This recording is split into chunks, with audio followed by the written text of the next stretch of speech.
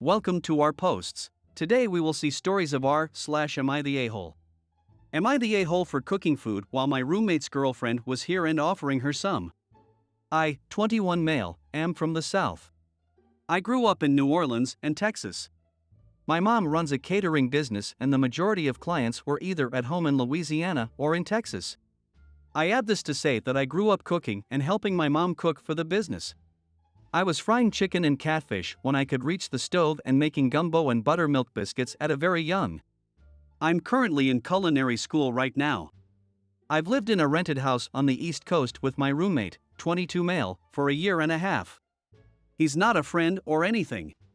We just linked up because we both needed roommates in the area. He's good to live with and we watch shows and movies together. We hang out and go out for drinks sometimes. I always make friends easy because of being from the South and doing customer service related things since I was a kid. I know how to talk and charm and listen to folk despite being naturally more in the introverted spectrum. My roommate has been seeing his girlfriend for like 6 months. I've met her before and seen her in passing. Roommate and his girlfriend had a 2-week break from school things. She still lives at her parents', so she decided to stay here the whole 2 weeks. I was just doing things as I would normally do. It got weird at first when I was about to go mow the lawn and the roommate stopped me and said he wanted to mow. I usually always mow. A couple of days later, I was outside washing my car. I asked both of them if they wanted me to do theirs. She looked like she was going to agree, but he looked at her angrily, so they declined. I cook pretty frequently at home as well and usually let my roommate have some. So anytime I'd make some, I would say that they could have some and this would get him pissed. Weeks prior, when she was here and we were all talking, she mentioned this specific kind of cheesecake that she really likes. So I made and sent out a group text that everyone could have it. My roommate got upset. I don't see anything as overstepping a boundary, as this is how I treat him and all guests. The other day he told me how annoying it was to hear his girlfriend talk about how good your roommate can fresh baked bread is. I'm not trying to make him look bad or anything. This is simply how I was raised. If I bake 2 loaves of bread, I'm gonna leave it out for the house to eat. Am I the a-hole for cooking food while my roommate's girlfriend was here and offering her some? Next story. Am I the a-hole for not trying harder to let my ex know our son passed? Both myself, female, and my partner, male, were 28 when I found out I was pregnant. Together for years. Personally, I didn't want the child. My work was offering potential advances within my position and I was excited for it. But after a lot of talking, we decided to go forward with it. When I was around 20 weeks, just after finding out the gender, he disappeared. I couldn't contact him, he wouldn't answer the phone or messages. I got worried and messaged his mother and found out he was living back with her and was overwhelmed with the situation. He kept paying his part of the bills over to my bank each month, but I received no contact. I even tried going over, nothing. By about 27 weeks, I gave up crying, and just got on with what I thought was a future as a single mother. I brought everything needed over the next couple of weeks and set it all up. At 31 weeks, I started having pains, but put it down to Braxton Hicks. Just before 32 weeks, my waters went and I went into labor, with the baby coming very quickly. He went straight to NICU. I messaged and rang my ex and his mother, no response. Less than a week later, my son passed due to complications of early birth. I again tried to contact my ex and his mother. Left voicemails and messages. Nothing. The next few weeks were a blur, but with the help of my mother and father, his funeral was arranged. They tried to contact ex and his mother also, still nothing. I sent more messages, nothing. I'm assuming we were probably all blocked, but honestly at that point I didn't care. I was so broken. His funeral came and went. It was beautiful and horrible. I stopped messaging and told my family not to bother after the funeral had passed. I couldn't deal with it anymore. About 5 months after his birth/death, my ex turned up.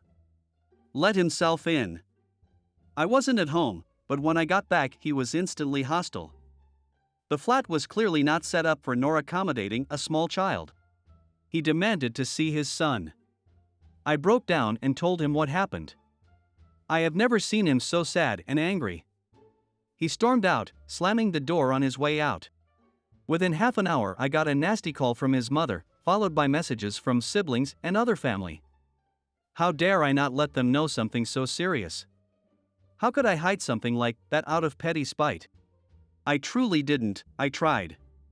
But I couldn't keep trying. It's been nearly 3 weeks now of them being awful. I was speaking to my sister this weekend and she said, to be fair, it was a bit of a crap move to not keep trying. They deserved to know. Was it? I tried so hard to let him know, but I was struggling so hard too. I lost my son too. Am I the a-hole? Should I have done more? Next story. Am I the a-hole for lying to my mother-in-law about the gender of our baby after she promised to keep it a secret? I didn't really want a gender reveal party, but my husband's family made a big deal about it, so I agreed. My mother-in-law was convinced that I knew the gender and insisted I tell her. I totally didn't, and I told her that fact. She wore me down after a month of bothering me about it. She begged me and promised that she wouldn't tell anyone. This was all in texts. I told her it was a girl. I figured it was a 50-50 chance and it would get he off my back. Well, she lied. When we cut the cake to reveal a blue inside, there was a really awkward silence. She had told literally all of the guests from her side of the family so they could bring appropriate gifts. My friends and family quickly gathered around to congratulate us on our son. She came over and hissed at me that I made her look stupid. I reminded her that she had promised not to tell anyone. She said she had never promised, so I showed her our text conversation. Some of the family were right there when I did that, so they heard her admit that she lied and had never intended to keep that promise. She said that it was a crap move and that I only did it to embarrass her.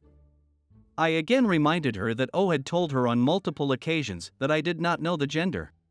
My husband wants me to apologize to keep the peace.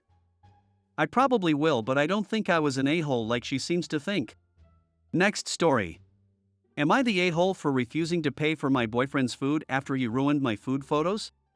I have an Instagram account dedicated to photos and short videos of food from local restaurants in my city. I don't turn meals into a whole photoshoot production when I go out, but I like to snap a few photos of everything as it comes out. I've got about 1,000 followers. It's just a hobby for me, but I have made friends with some other bloggers and we like to go out and get pics together and try new restaurants.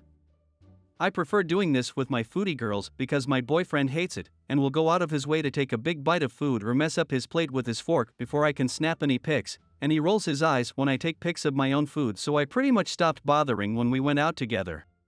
Money has been tight lately because of some medical bills, so I haven't been able to go out to eat with my foodie girls, and the infrequent date with my boyfriend is the only chance I get to eat out. I had to sit him down and have a look, just let me enjoy things, conversation with him, and told him I was gonna take pics of my own food when we went out and could he please just not be immature about it. And since we alternate who pays for dates, I told him I would appreciate it if he could spare the 30 seconds for me to snap a pic of the appetizer plus his meal on nights that I was paying, and I got a sort of half-hearted do whatever you want confirmation. Sunday was my turn to pay, and he let me take a pic of the appetizer with minimal fussing. But then when the entrees came out, I went to snap a pic of his and he messed it up with his fork. Then he reached over and stirred up my pasta to also ruin the photo of my own meal. I was so pissed off by that I refused to pay his half at the end of the meal, which pissed him off because he said he wouldn't have ordered a cocktail if he knew that I was gonna skip my turn. He says I owe him one because I don't get to just decide not to pay according to our agreement after we've already ordered. Next story. Am I the a-hole for telling my sister-in-law I will disown her if she gets pregnant? I, 33 female, live with my brother, 32 male, and his new wife, 34 female. Things have been fine to a point, and I definitely appreciate them taking me in during my time of need. That is not lost on me. I recognize they did not have to help me, and I am incredibly thankful that they have done that. But my sister-in-law has baby fever and she is talking about trying to get pregnant. First of all, I know my brother had the snip after his divorce from his first wife.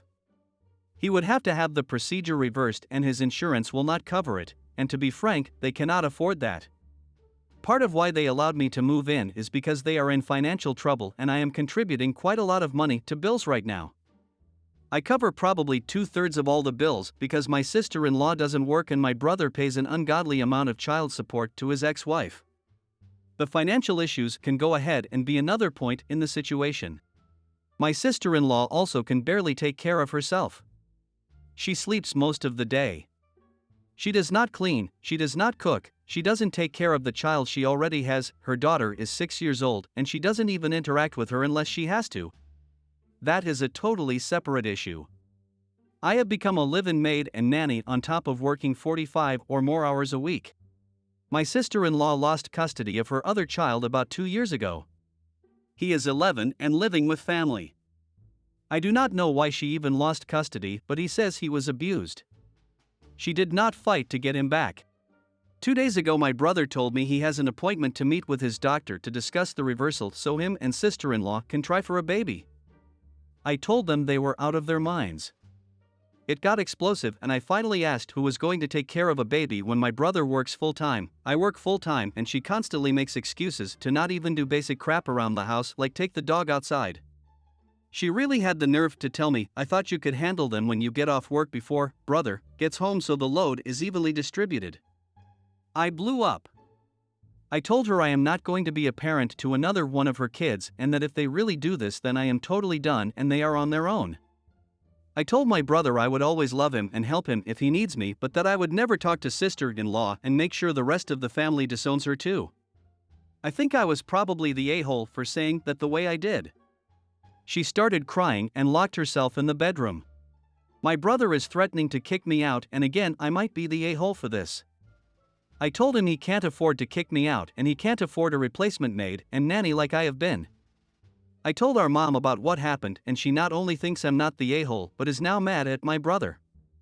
Our dad, however, said I am the a-hole because it isn't my place to say anything about my brother's decisions. So am I the a-hole? I hope you guys like this video. If you did, make sure like, comment, share and subscribe the channel or posts.